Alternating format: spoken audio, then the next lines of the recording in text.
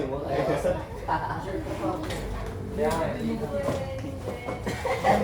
May makala pa dito. Ayan ba? Hindi na tatanggap eh. Uy, kinala ka. Uy, alam mo. Yan. Sige, baba mo. Sige.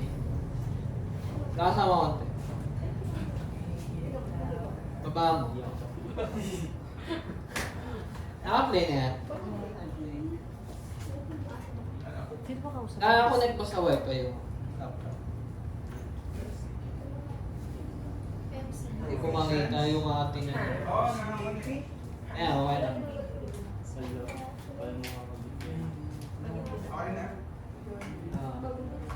Ibaba mo yung ano, pre. Yung clicker. Kasi titignan ko yung screen dito.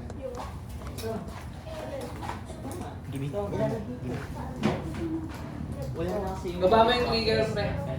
Baba mo yung clicker. Ayan, ayan. Para nakikita ko. Okay! So, nasa mapangas. Kamusta? Mamatay na. Talaga? Grabe naman. Grabe naman. So, nasa ano na tayo ngayon? Tinapos natin agad yung ating counterfeit gospel dahil meron tayong ipa-priority ngayon. And tuturuan namin kayo, huwag mong lakasan yung buhay ko. Ayan, so as we start today, gusto ko lang maintindihan nyo na I need you to focus on this series. Na hindi kayo absent kasi sayang. Kasi itong pag-uusapan natin is chapter by chapter ng Galatians and chapter 6. Hanggang chapter 6 siya. So, I hope na masubaybayan yung series natin kasi you will grow how to read the Bible and paano siya basahin at paano siya hindi basahin. So, gano'n. So, as we start, sino dito yung nakakalam? Sino naglalaro ng COD? Ayan. COD. COD, ayan. Hindi ako naglalaro nun kasi malaki sa memory. Nahihina lang yung cellphone ko. So, ano ibig sabihin ng Arsenal? Sino makakapagsabi sa ibig sabihin ng Arsenal? Yung yung mga to sa inventory na game. Roblox eh. High heavy weapons. High heavy inventory. Sino pa makapagsabi ibig sabihin ng Arsenal? Tingin nyo, ano yung nasa loob nun? Pambaril, bagay. Heavy weapons. So, may mga picture naman ako dyan. Ayan, legendary. 8%. Kasi puro galing yan. Hindi, joke lang. Wala akong ganyan. Nakuha ko lang yan sa Google. So, ang Arsenal, tawag yan doon sa mga lalagyanan ng lalagyanan ng mga baril. Then, may mga options pa yan. Kung may iba pa kang baril na gusto mong gamitin. So, bakit ko nga ba ito inaano? So, maiintindihan nyo mamaya. So, ano ang ibig sabihin mo na ng Arsenal? Tagal lang ito na. Yan. So, a collection of weapons and military equipment stored by a country, person, or group. So, ang gusto kong makuha nyo dito is yung an array of resources available for certain purpose. So, most probably, ang arsenal is something na parang meron kang collection. Then, meron kang gagamitin sa specific na purpose. So, for example, yung mga tools. Hindi naman siya tools, no? Hindi naman siya parang pwede nating tawaging arsenal siya kasi kapag meron tayong pupupukin na pako, anong kukunin mo? Martilyo. So, kapag magpuputol ka ng alambre, anong kukunin mo? Gunting. So, sa buhay natin, ganun din. Sino dito yung mayroong pencil case na? Ayan. So, sa klase. Naalala ko pa yan, yung pencil case ko, mayroong pagbukas mo, hagdan yan. Rice terraces. Tapos, ang dami niya, may first floor, third floor, yan. Tapos, may mga, siyempre ang laman lang, no, puro highlighter, pencil, ballpen, pentel, ayan. So, most probably, anong ginagamit natin sa pansulat? Ballpen. Kapag magre-report, magsusulat sa Manila paper. Marker. Kapag libro, meron kang i-highlight. Highlighter. So, alam nyo, sa buhay natin, marami tayong bagay na mayroon laging pinagpipilian para sa isang bagay. And as we jump sa ating topic ngayon, ba nakalagay ko dito? Ayan. So, as we start, meron ba tayong arsenal na merong pagpipilian kung anong gagamitin sa isang sitwasyon? For example, as a Christian. Sa Christianity ba, meron ba tayong kinukuhang options para sa isang sa isang bagay? For example, meron kang problema sa bahay. Ito yung gagamitin kong verse. As meron tayong problema sa school. Ito yung gagamitin kong quote ni Kuya Raymond. Or meron tayong problema sa crush. Ito yung gagamitin kong verse. You did not choose me, but I choose you. Yeah. The Bible verse yun, bali nyo na-guess. So, as we start today, alamin natin, sa pagiging Kristiyano ba, meron ba tayong pinipili para sa isang bagay? O meron bang paniniwala na meron tayong kinukuhang paniniwala na i-apply natin sa buhay natin? Parang katulad ng martilyo at saka lies. So, this is our series for these coming weeks.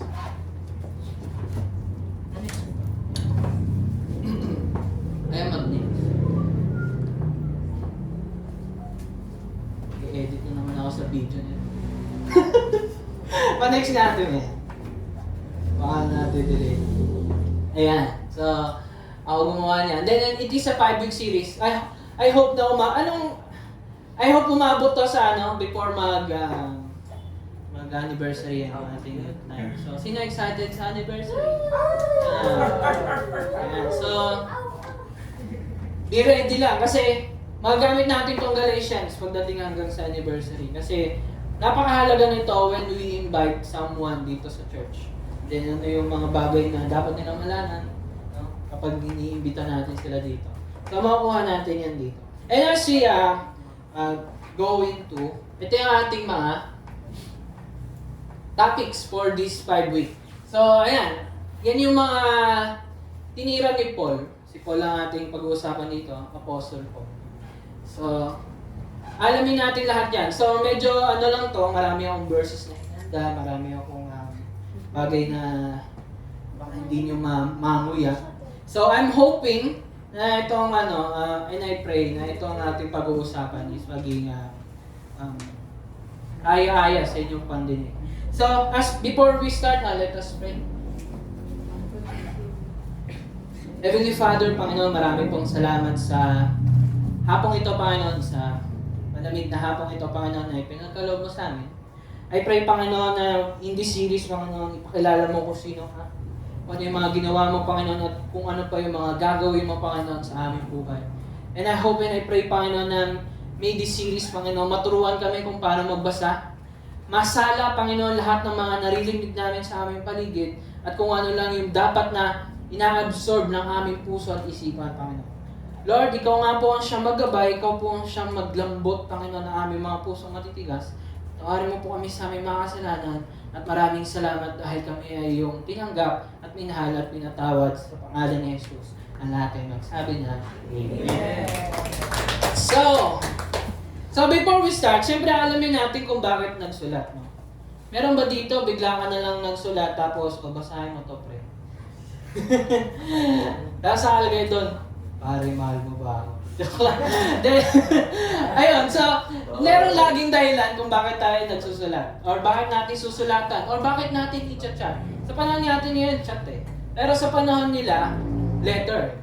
Siyempre, ang layo nila eh. Wala pang tawag, wala pang cellphone, etc. So, ang way lang ng communication kapag LDR is through letter.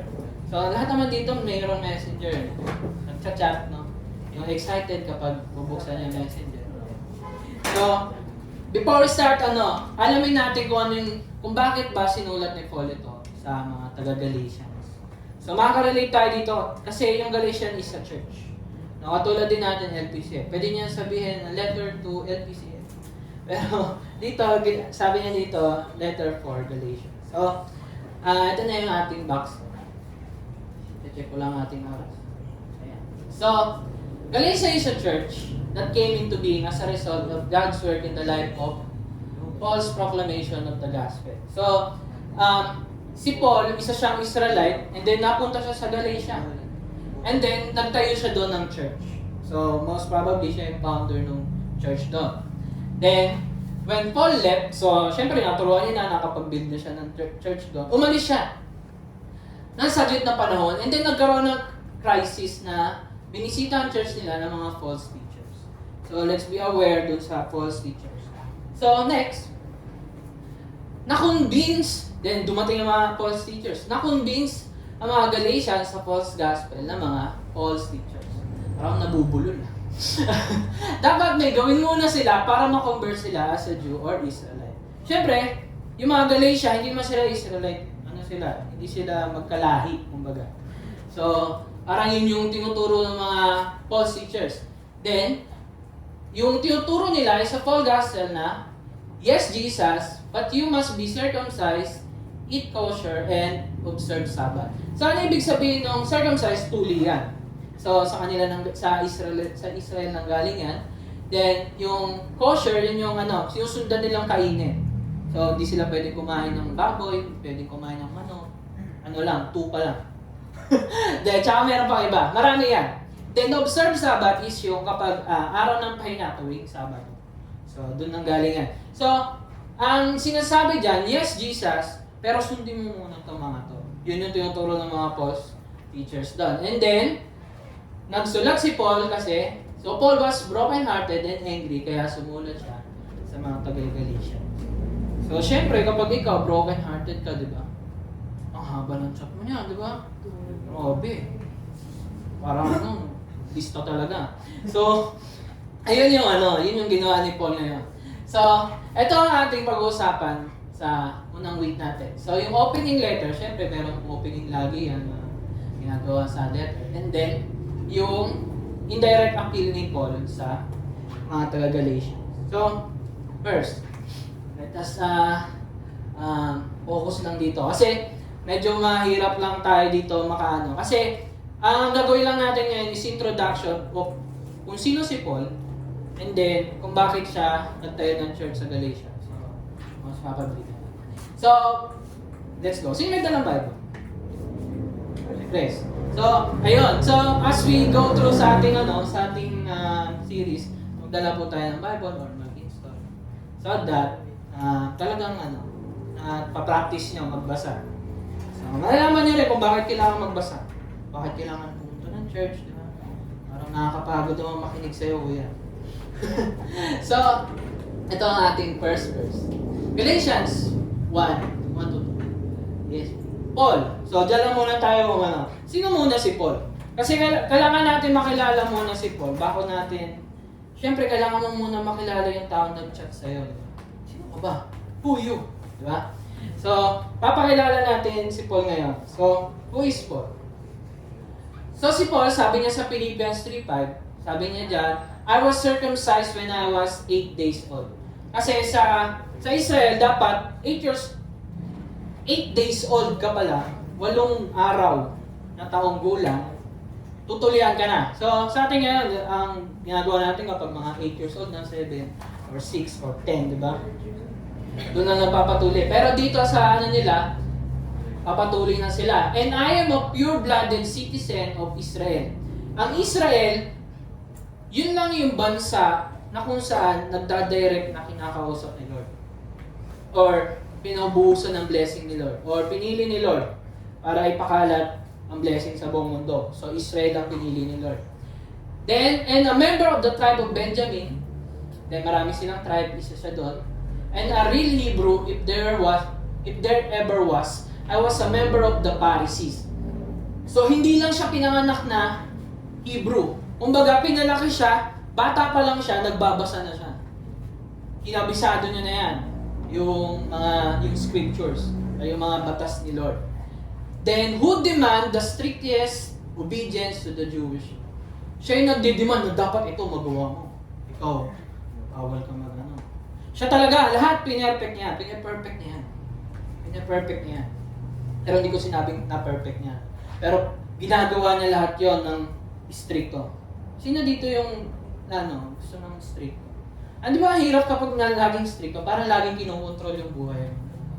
Pero yun yung ginagawa ni Paul. Kasi ganun siya ka-faithful dun sa word na na-receive niya. So, ganun si Paul, ganun siya katindi. So kung tayo, hindi natin magawa yung 10 Commandments, siya nagagawa niya. Pero may mga pumapalya siya. May tao lang din siya. Alam naman natin yan. So next verse, sabi niya dito, I was so zealous that I harshly persecuted the church.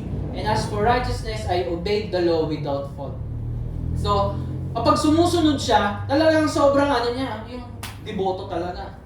Yung maga pa lang, nandiyan na nagwawalis, gano'n. Then, example ko lang. Talagang sobrang sipag niya, sobrang talagang nababasa siya, inuulit-ulit niya yung Bible, natapos ko na to, sige, ulitin ko ulit. Parang gano'n. Tapos, I once thought these things were valuable. Sabi niya, akala ko lahat ng ito importante. Or may halaga. But now I consider them worthless because of what Christ has done. Imagine, mula pagkabata, nag-aral, inaral niya lahat, binasa niya lahat ng commentary, binasa niya lahat, inintindi niya lahat, sinunod niya lahat. Di ba? Parang nakakapagod, pero nagawa niya. Then, sinabi niya dito, lahat ng yun walang kwenta. Imagine, lahat ng pinagpagura mo, tapos sabihin mo walang kwenta. Minsan, meron tayong hinahayaan kasi meron tayong, may nakita tayong mas mahalaga kaysa dun sa pinagpagura natin. And ano yung nakita ni Paul? Because of what Christ has done. Ano ba ginawa ni Jesus? Alam naman natin yan yung gospel. So, pero, si Paul kasi, sinabi niya dyan, I harshly persecuted the church. Ano ibig sabihin nun? Tinugis niya lahat ng naniniwala kay Jesus kasi alam niya si Jesus is a blasphemer kaya siya namatay sa cross. So lahat ng naniniwala kay Jesus, tinutugis niya, ulihin niya, papakulong niya, or hindi papatayin niya. Ganon siya ka-deboto, ganon siya ka-zealous. Ibig sabihin, zealous means sobrang binuhos mo yung buong all your heart, all your soul, all your mind doon sa isang bagay. Ganon ka-zealous siya. Hindi naman selos siya. Diba yan? Jealous yun. So, ayun. Then, di ba, murderer siya, pinapatay niya mga Kristiyano. Then, itong nangyari sa Acts, kapag binasa niyo ito, sa Acts na yun.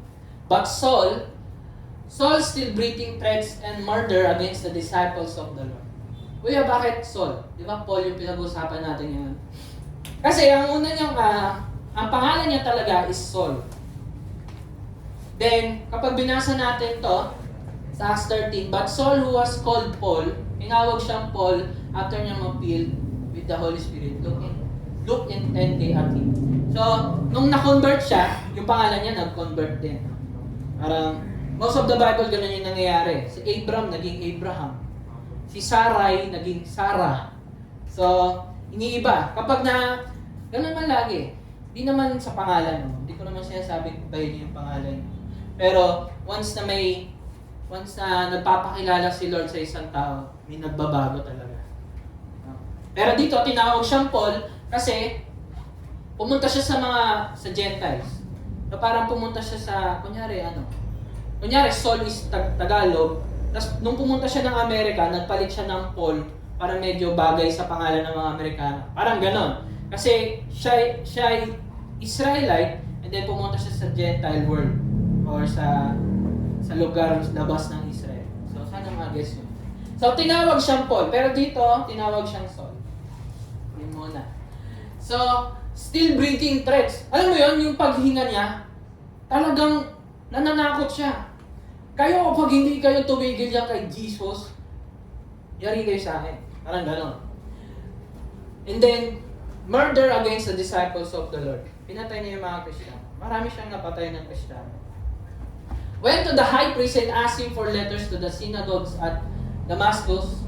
Himingi siya ng authority na pumunta sa Damascus, nasa Jerusalem ata siya dyan. Pumunta siya ng Damascus para puntahan yung mga the way. Yun yung tawag sa mga Christians natin, the way. Yung mga taga the way na yan. all the way sila sa akin. Ganun yung ano ni Paul. Men or women, he might bring them bound to Jerusalem. Dadali nila sa Jerusalem para ipakulong or bitayin something. Then next verse, pinapakilala ko si Paul sa inyo. Yan, alam na natin si Paul siya.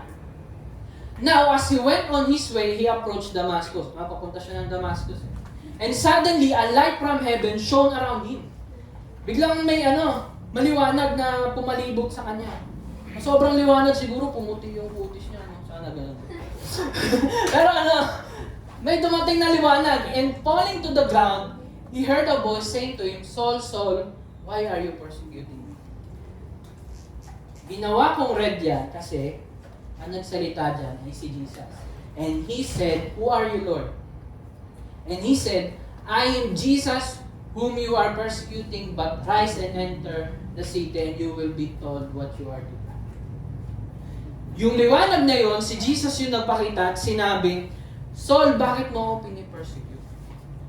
Can you imagine na every Kristiyano na tinuturi mo as a brother or as a sister, ginagawa mo rin para kay Lord. Ganun niya turing ni Jesus ang mga Kristiyano. For example, inapiran ko si Aldrin. Parang inapiran ko na rin si Lord. Ganun yung dating.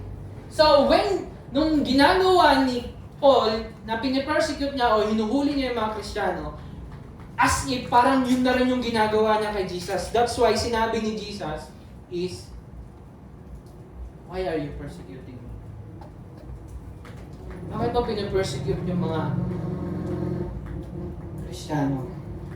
Ganun yung dating. So, why are you persecuting me? Whom you are persecuting? I am siya daw yung pinapersecute niya, sabi. Pero sabi niya kay Saul, but rise and enter to the city and you will be told what you are to do. So, the men who were traveling with him stood speechless. Kasi ginulat niya Parang sinabi ni Father kay Jesus, gulatin mo nga si Paul. Gulatin mo nga si Paul. Gulatin mo nga sila. Nagulat naman. Tapos nagulat din yung mga kasama ni Saul. Sabi na, the men who were traveling with him stood speechless, hearing the voice but seeing no one. Naririnig sila pero wala silang nakikita. And Saul rose from the ground, and although his eyes were open, he saw nothing, so that they led him by the hand and brought him into Damascus. And for 3 days he was without sight, and neither ate nor drank. Nung nakita niya si Lord, nabulag siya. Nabulag siya ng 3 days. So, kilala na natin si Paul. Nakilala niya si Jesus, nabulag siya. Then after niya mabulag doon, may pinakilala sa kanya si Lord, pumunta kay Ananias, then ipapipray ka niya, then yung pagkabulag mo mawawala. Then after nun, nawala naman, nabaptize siya, nawala yung pagkabulag niya. Then, nakilala niya si Jesus. Ganon na-convert si Paul as a Christian. Imagine, yung bigat na nararamdaman niya. Dami kong pinatay, Lord, bakit mo pa ako? Alam mo yun, yung pagsisisi niya, dami kong pinatay na Kristiyano. Ganon si Paul. No? So, ngayon, ang next natin is, alamin natin kung ano ibig sabihin ng apostle naman. So, para hindi naman kayo, kasi yun yung mga sinasabi niya dito eh. Talagang inanong ko to. So, ano ibig sabihin ng apostle? Pero sige. What is an apostle mean? The word apostle means one who is sent out. So, apostle, tinatawag na apostle yung mga 12 disciples na disciple ni Jesus. So, naging apostle sila. And then, matatawag ding apostle kapag other individuals who are sent out to be messengers and ambassadors of Jesus Christ. So, si Paul, dahil nakita niya si Lord, pinadala siya, hindi na sa Israel, hindi pinadala siya sa labas ng Israel. Like, sa Roma, sa Galatia, sa Colossae, at sa mga taga-Philippians.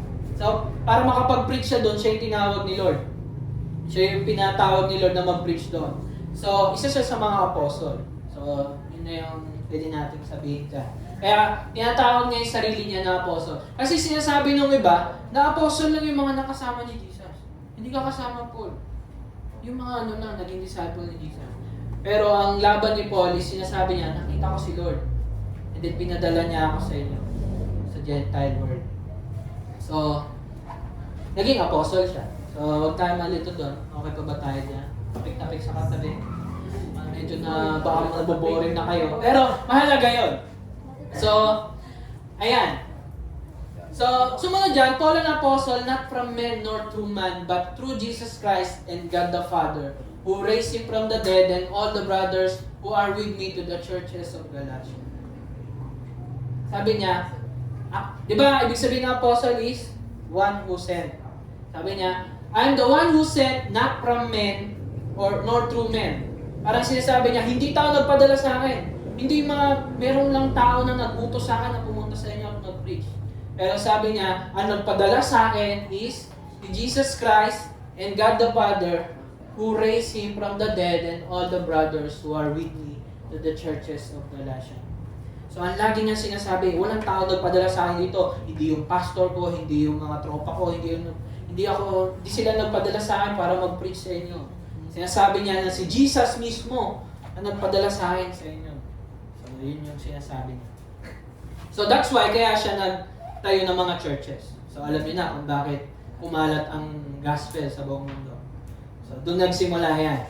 So, next. Ngayon, ang gusto kong i-pinpoint natin dito is yung who raised from the dead. Napakahalaga ng resurrection. Di ba, lagi namin nang naririnig nyo dito is yung nabuhay siya, namatay. Pero nabuhay siya muli. Pero, ang kahalagahan ng resurrection is, si makakasagot. Bakit merong resurrection? Wala. So, mamaya, makikita nyo rin. Ang resurrection is more on assurance. Na lahat ng sinabi ni Jesus is totoo. Is totoo. So, ito yung sinabi ko dyan. Jesus' resurrection is our evidence and assurance that all the things na sinabi ni Jesus ay totoo. Meron na bang taong na-resurrect? Ng kanya lang. Si Jesus lang yun. Though meron siyang na-resurrect. Pero dahil kay Jesus pa rin yun. Pero, sa lahat ng tala, si Jesus lang yung nabuhay. Siya lang yung naging totoo sa kanyang sinabi. So, that is assurance na ang Christianity is totoo. Lagi natin sasabihin, kapag may tanong sa inyo, bakit naniniwala kayo sa Christianity? Kasi si Jesus nabuhay mo. Yun lang yung pinahawakan natin. Kasi sabi ni Paul, mamaya, sabi niya dyan, and if Christ has not been raised, then our preaching is in vain and your faith is in vain. Ganon ka-importante yung resurrection. And that's why, alam natin na talagang nabuhay si Jesus kasi kung hindi siya nabuhay, hindi totoo yung lahat na sinabi niya. Kasi lagi niya sinasabi, in 3 days mabubuhay ako muli para mabibuild ito, yung temple na to. Which is, pinapertain niya is yung katawan niya. Pero nangyari yun. So that's why Christianity is not in vain. No? So ito yung bibigyan ko kayo ng tatlong evidence na yung resurrection ni Jesus is totoo. So lagi yung tatandaan itong tatlo. The empty tomb. Maraming naniniwala na yung pagkamatay ni Jesus, maraming naniniwala na matay si Jesus. So, walang nagre-refute na, talaga bang namatay si Jesus? Hindi, natala talaga yon na may namatay. And then si Jesus yun. Then, nung nilibing siya, pagtingin nila doon sa libingan, wala si Jesus. So, may nagsasabi, ninakaw ng mga disciples niya. Pero, sinabi sa Bible na nakita ng tomb na walang laman is babae. Dalawang Mary. Bakit importante yun? Kasi sa panahon dati, walang value ang mga babae. Walang nakikinig sa mga babae. Pero hindi nahiya yung author na ilagay yung dalawang babae na nakakita doon sa empty tomb. And at the same time, pati yung mga guard nakitang walang laman yung empty tomb. Nakatala yun. So, history yun, di ba? Kapag history, anong ibig sabihin? Nangyari. Hindi siya gawa-gawa. Hindi siya fantasy or anything. Next, 500 witnesses. Maraming nakakita kay Jesus. Then may meron magsasabi, mga hallucinate lang yung mga yun. Pero sa sobrang dami nung sabay-sabay silang nahilo. Hindi, di ba? So, maraming nakakita kay Jesus. And then at the same time, yung mga disciples niya died for what their faith is. Meron ba mamamatay sa isang bagay na peke? Fake news. Di ba wala? Kasi namatay sila sa kung ano yung makita nila. Sa pananampalataya nila. Di ba kapag meron tayong ginagawa, meron tayong makukuha? Hindi naman sila naging mayaman sa panloloko nila, kung panloloko yung ginagawa ng mga disciples. Di man sila naging nagkaroon ng kotse or etc. or kalesa or kabayo, di ba? Sa time nila. Hindi naman sila nagkaroon ng magandang buhay nung pinipreach nila yung gospel. Instead of, maraming tumuligsa sa kanila at pinatay silang lahat. Ganon katotoo yung pagkabuhay ni Jesus. Na walang tao nagagawa ng ganon para lang mag-preach ng kasinungalingan. So, yan yung mga isa sa mga evidence ng resurrection. So, sinabi ni Paul yan dyan. Lagi niyang intro gospel. So, let us move on. Then, verse 3 to 5, grace to you and peace from God our Father and the Lord Jesus Christ, who gave Himself for our sins to deliver us from the present evil age, according to the will of our God the Father, and whom to be glory forever and ever. Amen. Sinabi niya sa verse 1 and 2 yung gospel, then sinabi niya ulit. Dito niya makikita na hindi kami magsasawa na mag-preach sa inyo ng about sa gospel. Kasi mismong si Paul, ito yung pinakamahalaga para sa mga taong naniniwala kay Kristo. Dalawang beses na inulit niya. So, ano pa lang tayo? 5 verses pa lang tayo, no? Pero, kaya. So, next. Ito na yung rebuke ni Paul. Yun yung intro niya kanina. Grace to you. Yung prayers niya sa mga Galatians. Then, ito na yung rebuke niya sa mga Galatians.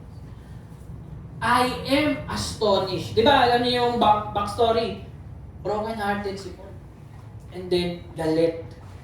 So, parang yung pagkasulat niya dyan, medyo gigil. Pero hindi siya nagsulat niyan.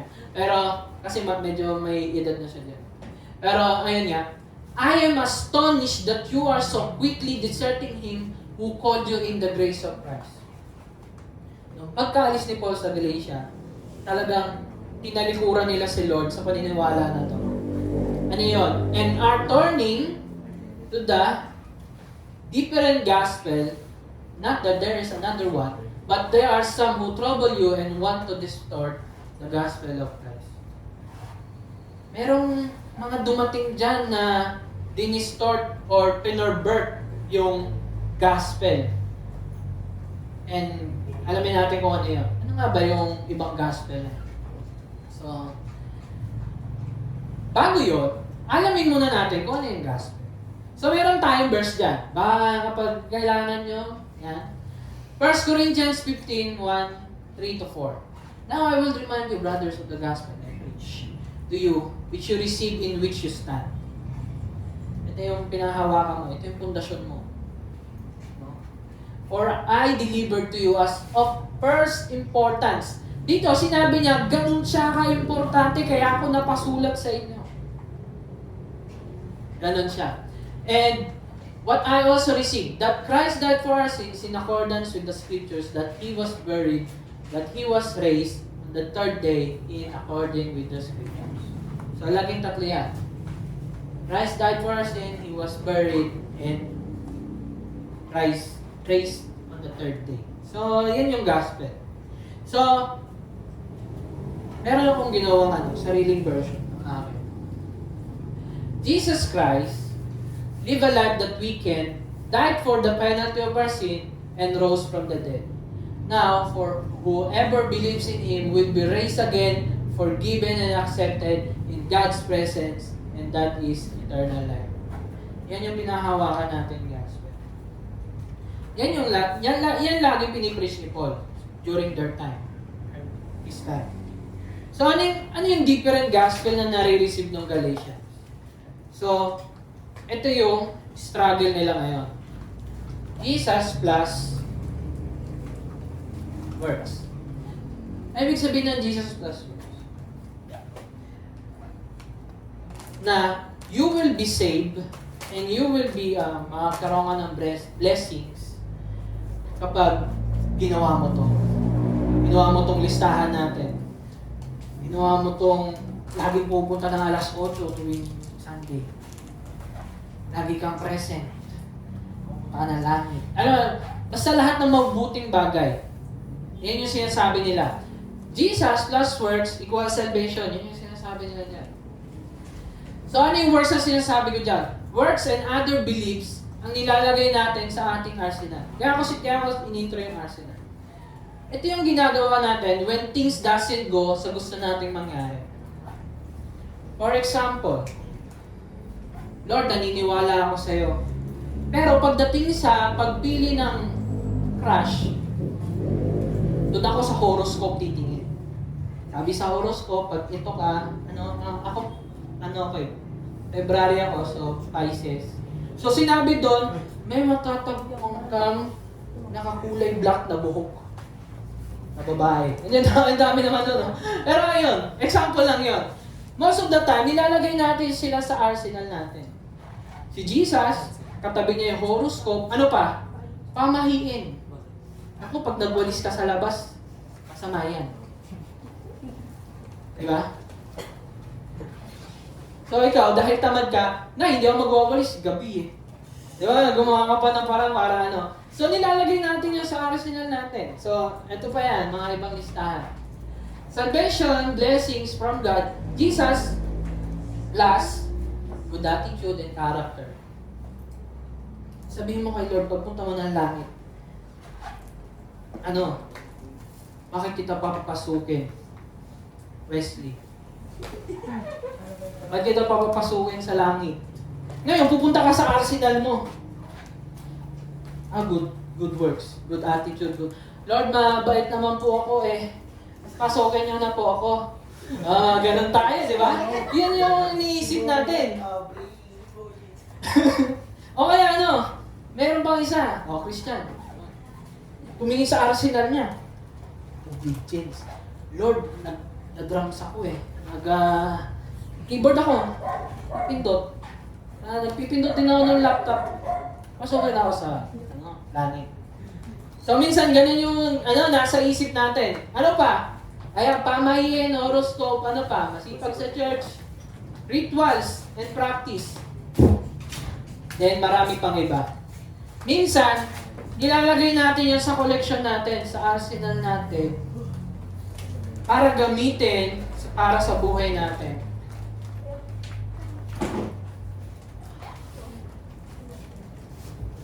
Minsan, ganun tayo. Hindi tayo fully nagtitiwala kay Lord. Minsan, doon sa arsenal natin, meron din nakalagay na magtiwala sa sarili. Ano ibig sabihin ng magtiwala? Pagdating sa exam, mangopya lang ako, tapos ako dito. Imbis na matakot kay Lord at mag-aral ng mabuti. Yun yung ginagawa natin. Yun yung nilalagay natin sa mga arsenal natin, mga moves natin, para maligtas ang ating mga sarili. Ano pa? Kapag nabasag ka ng baso, nakita ng nanay mo, anong kukunin mo sa arsenal mo? Magsinungaling. Hindi ako si Christian. So anong ginagawa mo? Nililigtas mo yung sarili mo. And that is a false gospel. Salvation or blessings from God equals Jesus plus. Yun yung formula. Laging merong formula. And yun yung tinitira ni Paul ngayon dito sa Galatians. So medyo naging interesting na rin. Pero ayun yan. So, balik tayo dun sa verse. Hindi ko na masyadong itatangin niya. Kasi may mga susunod pa tayong weeks. So, subaybayan nila. So, you are so quickly deserting Him who called you in the grace of Christ. Ayan, distort the gospel of Christ. In the next verse, but even if we, sabi niya, maski ako, or yung mga ibang Kristiyano, or an angel from heaven should preach to you a gospel contrary to the one we preach to you, let him be accursed. Minsan naniniwala tayo sa mga ay, napagaling niya yung pilay. Nakakita yung pilay. Ay, yung bulag nakalakad. Diba? Naniwala ka. Binaliktad ko lang talaga para magising kayo. Pero ayun nga, minsan, agad tayo naniniwala sa kanila kasi may nakita tayo. So ngayon, saan ka bumabase? Bumabase ka ngayon, ano yung kinukuha mo sa arsenal mo? Yun yung nakita ko. To see, to believe is to see. Yun yung gagamitin mo. Lord, maniniwala ako doon kasi to see is to believe. And not the one, the gospel na pinipreach. All. Ano ibig sabihin ng curse? Sabi niya dyan, as we have said, inulit niya pa before. So now I say again. Hindi ako makapagod. Ulitin sa inyo. Sabi niya po. If anyone is preaching to you a gospel contrary to the one you received, let him be accursed. Ano ibig sabihin ng curse? A curse, anathema. Kinuha ko pa sa mismong lingwahe ni Paul dyan. Religious ban or excommunicate. Excommunicado, no? Parang si John Wick lang. Ibaban ka sa church, tanggalin nyo yun sa church nyo. Ganun yung dating. Pero pa, under curse, excommunicate, emasculate, or down. Ganun yung curse. Kung meron man nagpipreach sa church nyo na hindi pasok doon sa gospel na pinipreach ni Paul, let him be cursed. Ganun kabigat yan. Diba sinabi kanina, first importance. Napakahalaga nito. Sige. Next na tayo. Or I'm now seeking the approval of man or of God? Or am I trying to please man? If I were still trying to please man, I will not be a servant of Christ. Ito yung sumunod niyang sinabi kasi minsan sa atin, kahit may mali na sa barkada, okay lang. Hindi ko siya i-correct kasi baka magalit siya sa akin.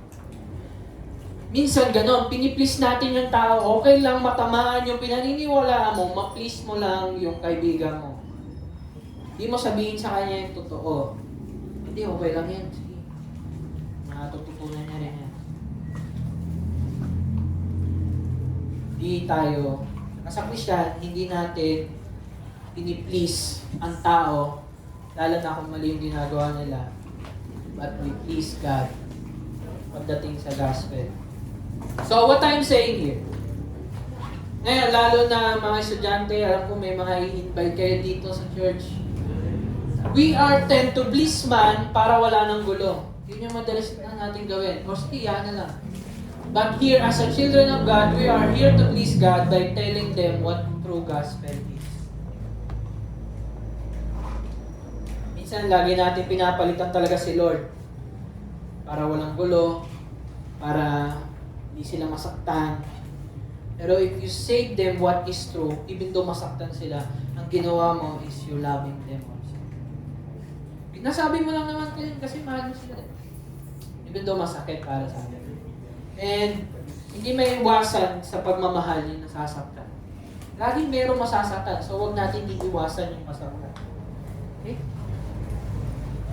So, tatalo na tayo sa sumunod na So, Paul's message comes from Christ. So, pinapatunayan ni Paul dito na yung mga sinasabi niya, hindi ko lang inimbento, hindi ko lang basta bigla na lang napanaginipan ko lang or bigla na lang pumasok sa utak ko. Sinasabi ni Paul dito na yung lahat ng tinuturo niya is galing kay Jesus. So, sumunod niyang verse dito, for I would have you know, brothers, that the gospel that was preached by me is not man's gospel. Inulit niya na naman, hindi galing sa tao. Hindi galing sa imbento ng tao. For I did not receive it from any man, nor was I taught it, but I received it through a revelation of Jesus Christ. Kailan nangyari yung revelation na yun? Nung may bumagsak na liwanag, diba? Nakita niya si Jesus. And at the same time, na-realize niya lahat ng bagay about kay Jesus. Then, sabi niya dito, for you have heard of my former life in Judaism. Diba? Diba? Kanina binasa natin ito eh. So, mahirap i-explain kapag di ko ginawa yun. Kaya, ayan. How I persecuted the church of God violently and tried to destroy it. Yun yung ginawa niya. And I was advancing in Judaism beyond many of my own age among my people, so extremely zealous was I for the tradition of my fathers. Sinasabi niya dito, kayong mga Jew kayo, mas magaling pa ako sa inyo. Mas silos ako sa inyo. Yun yung sinasabi niya dyan. Trinay kong durugin yung mga Kristiyano. Ganon siya katindi nun. But when He who had set me apart before I was born, and who called me by His grace, was pleased to reveal His Son to me, in order that I may preach Him among the Gentiles. Tingnan, basahin niyo yung He who had set me apart before I was born. Lagi niyong tatandaan na yung pagkaligtas niyo, hindi dahil sa kung ano yung ginawa niyo. Or kung anong dahil, kung cute ka, di ba? Or magaling ka mag-makeup, or maganda pumorma. Hindi dahil doon kaya ka niligtas ni Lord. Ay, ang cute nito, bagay ito sa langit. Hindi ganun yun. Okay? Lagi niyong tatandaan niya. It is by, ano kayo tinawag? We are called by His grace. And we are so pleased that His Son was revealed to us. Ganon katindi yung naranasan ni Paul. Ang ibig sabihin ng Gentiles dyan is non-Jews. Hindi Jews na Jews. Pero ano yan? Non-Jews. Yung Gentiles, ibig sabihin, di ba, Israelite. Yung Israel, nahati sa dalawa. Nagkaroon ng Israel, then Judea. Ngayon, sa Judea, pinanganak si Lord. Then, lahat ng mga Pharisee, etc., lahat ng mga may alam sa Scripture, nasa Judea. And they are called Jews. Jewish. Mga tao doon. And then, outside Judea, kunyari, Pilipinas, China, Hong Kong, Taiwan, Tokyo, Japan, non-Jews yun. Gentiles. So, sa Pilipino, we are Gentiles. So, always remind like that. No? So, ganun. Then, I did not immediately consult with anyone, nor did I go up to Jerusalem to those who were apostles before me. But I went away into Arabia and returned again to Damascus. Ang sinasabi niya dyan, di ba nabulag siya? Pinagaling siya ni Ananias. Nakakita siya ulit. Hindi agad siya pumunta dun sa mga apostles, yung disciples ni Jesus, para i-confirm yung nangyari sa kanya. Pero ang ginawa niya, umalis siya, pumunta siya ng Arabia, ng Arabo. Kasi he was called to preach nga, di ba? The gospel. So pumunta siya sa Arabia. And then after nun, bumalik siya ng Damascus. So ibig sabihin, sabi niya dito. Ayan. Then after 3 years, I went up to Jerusalem to visit Cephas and remained with him 15 days. But I saw none of other apostles except James, the Lord's brother. In what I am writing to you before God, I do not lie. Ba't niya sinasabi niya to? Kasi pinapatunayan niya yung pagiging apostle niya. Na talagang tinawag siya ni Lord na mag-preach sa mga Gentile or non-Jews. So, para maintindihan natin ito, dami kasi in-explain niya po. Meron pa siya sinabi dyan, after niya pumunta ng Damascus, hindi niya nakita si Cephas. Si Cephas, yun yung isang pangalan ni Peter. Kasi yun yung intention niya, gusto niyang puntahan si Peter. Pero hindi niya nakita niya lang si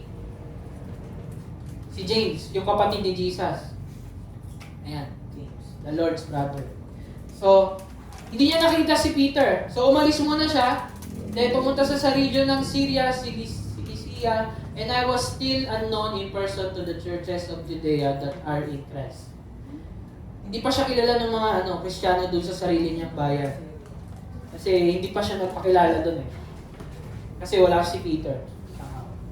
Then, they only were hearing it said, He who used to persecute us is now preaching the faith he once tried to destroy. Sabi nila kay Paul, na itong tao na to, ito yung tumutulig sa atin, ito yung hinuhuli tayo, ito yung pumapatay sa mga katulad nating Kristiyano.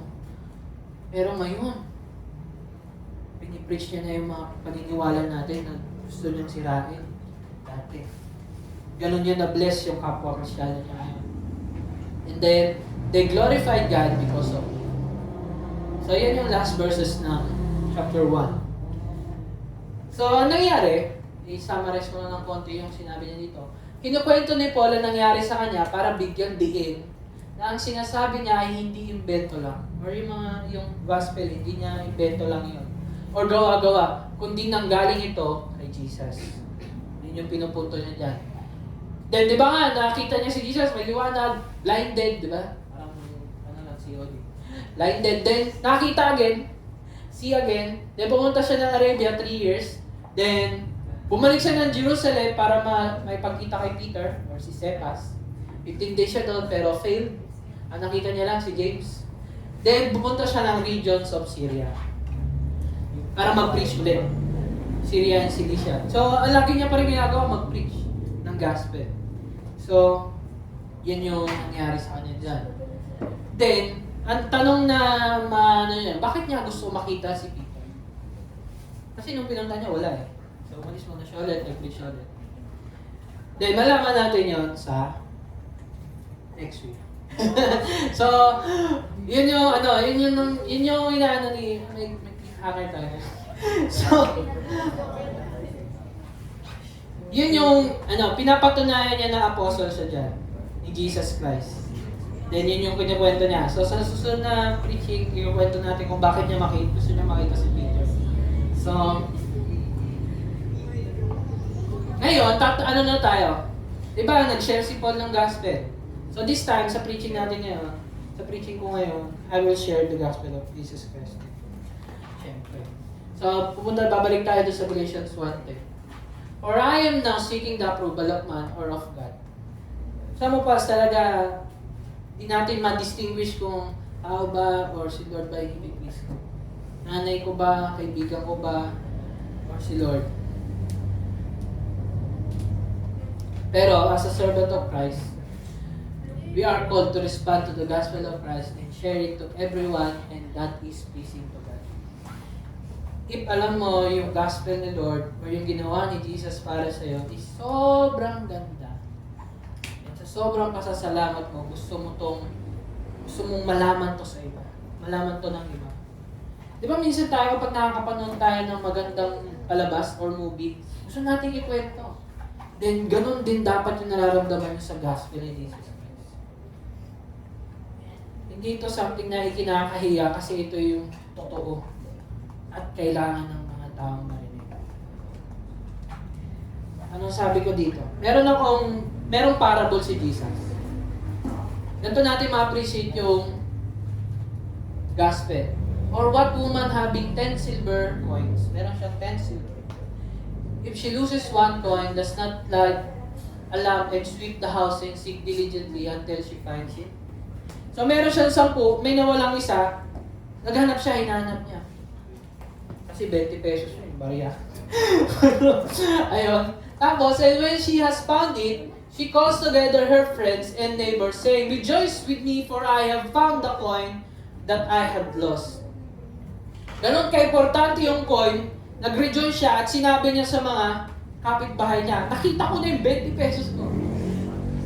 Hindi tayo makarelate. Kasi ang pinupunto ng kwento na to is, kung gaano kahalaga yung isang bagay sa'yo, then nakita mo, sasabihin mo sa iba, alam mo pare, nakita ko na yung hinahanap kong gusto ko i-share sa'yo. Sana maging ganito tayo. Kasi, kapag na-share natin ng gospel, ito yung mangyayari. Just so I tell you, there is joy before the angels of God over one sinner who repents. Ganon kahalaga kay Lord, na meron lang mawalang isa, sobrang tuwa ni Lord na merong isang naligtas. Sobrang tuwa ng mga angels na merong isang naligtas when we share the gospel. And para saan ba ang gospel? Gospel is for unbelievers. Sabi sa Romans 15-16, na-preach sa Romans, sa Rome. So I am eager to preach the gospel to you also who are in Rome. For I am not ashamed of the gospel, for it is the power of God for salvation to everyone who believes. To the Jew first, and also to the Greek. Greek or Gentile. May ibang translation. So sinasabi dyan na ang kapangyarihan ni Lord sa salvation, para sa salvation, is yung gospel. So when we preach it, huwag tayong mag-isip, tatanggapin niya ba o hindi? Kasi si Lord yung magdi-decide nun. Si Lord yung magta-touch ng puso ng tao. We just delivered. Hindi naman ini-expect ni Paul na lahat ng taga-Rome ma-convert as a Christian. Pero si Lord na bahala doon. When we preach the gospel, si Holy Spirit na yung magta-touch sa puso niya. And that is the very power of it. Share mo lang. Meron nga kwento sa kwento ni Jonah. Sabi ni Lord, mag-preach ka doon. Naku, ayoko Lord, masamang tao doon. Then, kinulit siya ni Lord. Kinain siya ng isda. Ginawa. Dinala doon sa lugar na yan. So, tapos nag-preach siya. Sabi niya, repent! Then lahat ng tao, nag-repent. Pati yung baka, pinag-repent. Kapag nabasa niyo, totoo yun. Pati yung baka, pinag-repent. Sinabi niya lang repent, and then lahat nag-repent. Lahat bumalik kay Lord. Ano ibig sabihin? May sabihin ka lang, si Lord na bahala. Ganun mag-work ang gospel. Then ang tanong, Lawrence, Christian na ako. Hindi ko na kailangan yung gospel na yan. Ligtas na ako for unbelievers lang pala. No. Lagi niyong tatandaan na every day, we need the gospel. No? So sabi dito, gospel is also for the believers in church. Saan ba nagsulat si Paul? Sa church ng Galatia.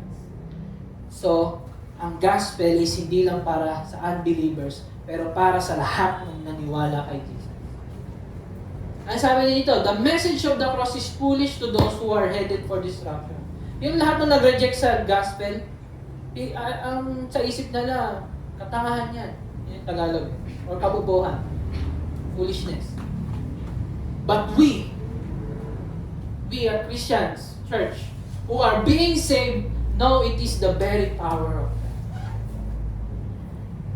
Gusto mo ng power sa buhay mo, always read the gospel. Always hear the gospel.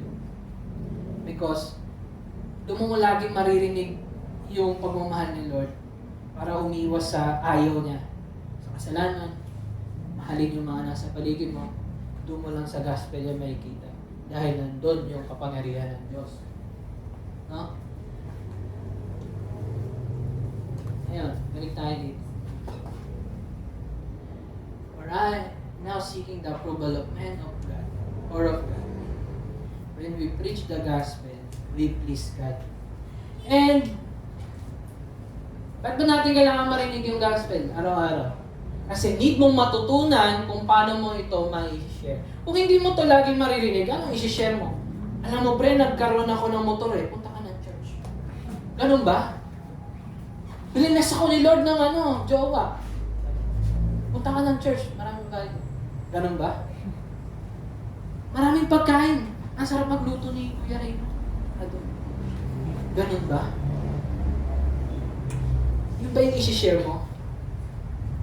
We need the gospel so that ma-share mo yung pagmamahal ng Diyos.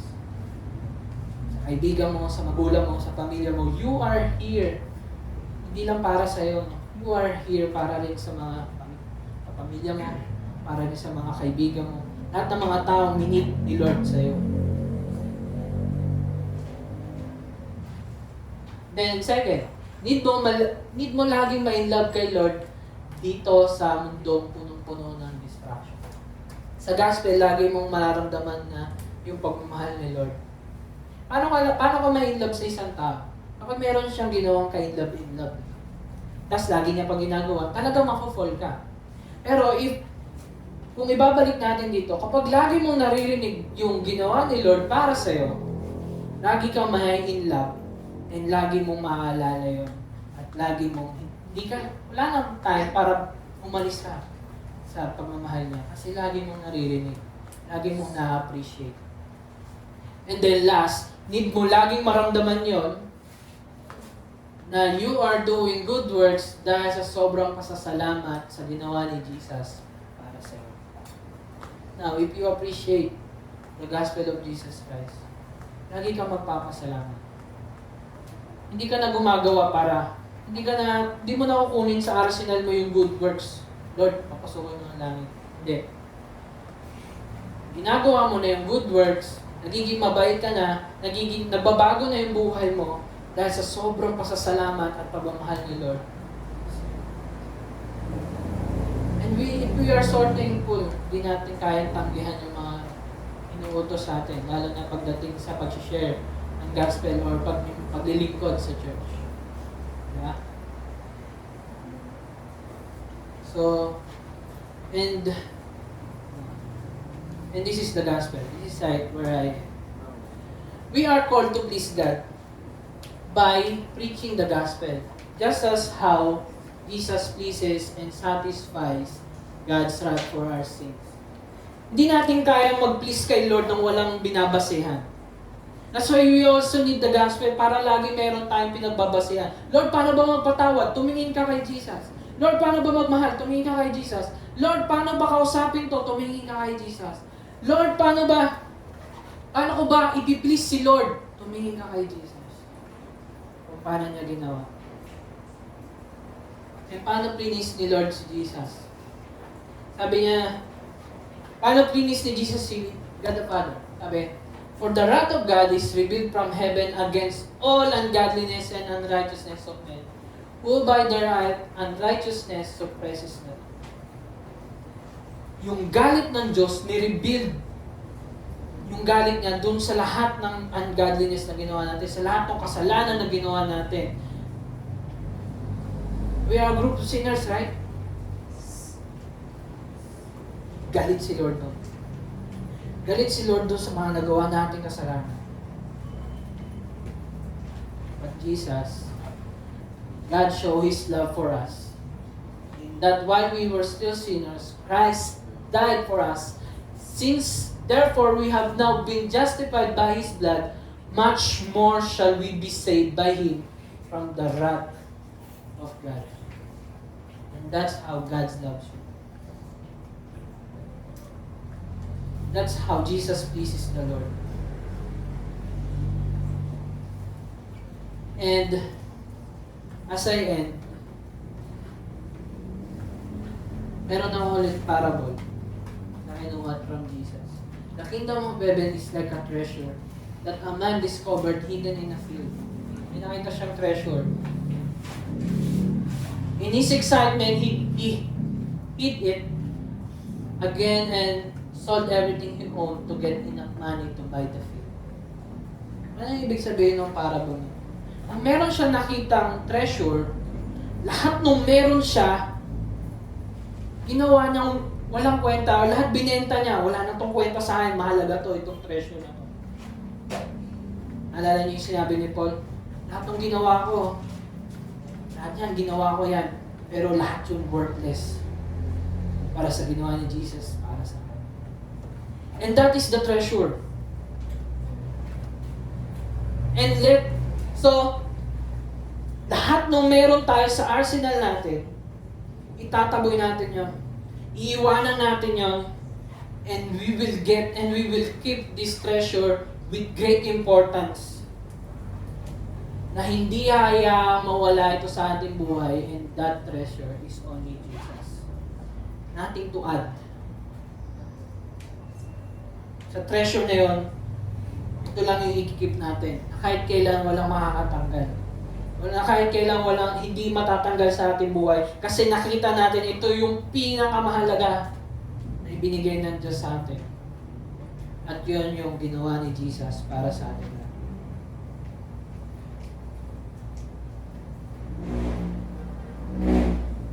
Let us pray. Heavenly Father, Panginoon, marami pong salamat sa word na ibinigay mo, Panginoon. Lord, thank you sa love na binuhos mo para sa amin. Lord, thank you, Panginoon, sa pag-ibig, Panginoon, na wagas na ibinuhos mo sa amin, Panginoon. Maraming salamat, Panginoon, sa buhay na sinampamuhay mo, Panginoon, sa buhay na ibinigay mo, Panginoon, para sa amin, mga kasalanan. Lord, thank you, Panginoon, dahil pinakita mo sa amin, Panginoon, kung ano yung pinakamahalaga, Panginoon, sa aming buhay, Panginoon. Maraming salamat, Panginoon, sa treasure na ibinigay mo, Panginoon, na forever, Panginoon, ikikip namin, Panginoon, dahil ito yung the best and great, Panginoon, na ibinigay mo para sa amin. And as we see, Panginoon, yung magandang balita na ipinakita mo sa amin, Panginoon, let us be reminded always, Panginoon, na yun lang yung kailangan namin. When we are in our family, Panginoon, if there's a problem, Panginoon, struggle, Panginoon, may we see your gospel, Panginoon, na makakatulong sa amin when we communicate with our parents, with our siblings, Panginoon. In our school, Panginoon, may we use this gospel, Panginoon, na hindi mag-cheat, Panginoon, na hindi manloko, na hindi mambuli, Panginoon. May we see this gospel, Panginoon, na push kami, Panginoon, na magmahal ng mga taong nasa paligid namin. And may this gospel push us and give us a heart, Panginoon, na urgency na ma-share ito sa taong mga nasa paligid namin. My hope and my prayer, Panginoon, na ipakita mo sa amin, Panginoon, kung sino ka, Panginoon, sa magandang balita na ginawa mo para sa amin, Panginoon. May we use this, Panginoon, sa aming mga kaibigan, sa aming pamilya, and sa lahat ng malalapit sa amin, Panginoon. Because this is the truth na nagbago, Panginoon, ng aming buhay. And this is the truth na nagbigay sa amin ng buhay at kalakasan at pagmamahal sa iyo, Panginoon, na mataas na pupuri at pagsamba sa pangalan ni Jesus. Amen. Amen.